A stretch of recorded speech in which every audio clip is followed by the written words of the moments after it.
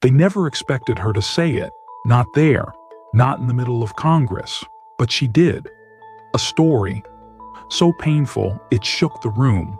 A truth, so raw it pierced silence. And in that moment, it wasn't about politics anymore. It was about God, and how His voice still finds a way to speak, even through the broken. In a world full of noise, chaos, and political games, something incredible happened. A message of pain, truth, and perhaps a message from God was delivered right in the heart of U.S. Congress. This is not just politics. This is deeper. Stay with me. Congresswoman Nancy Mace from South Carolina stood before the nation. She shared a deeply personal story, a story of betrayal, abuse, and courage. She spoke not just for herself, but for every broken heart, every silenced voice. She showed strength, but more than that, she carried a message that echoed something eternal. What does God say in times like these?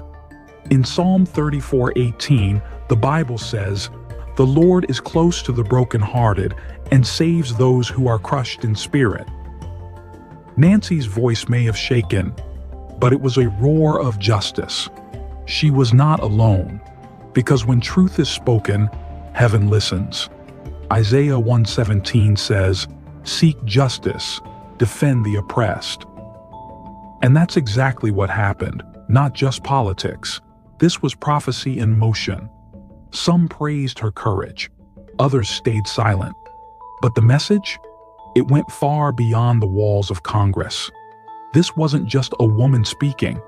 It was a reminder that God still uses the broken to break the silence. That even in power there is pain, but also purpose. Maybe you're watching this, and you've been through something similar.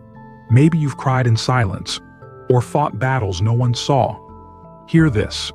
God sees you, just like He saw her, standing tall, wounded, but not destroyed. Romans 8:28 says, "And we know that in all things God works for the good of those who love Him."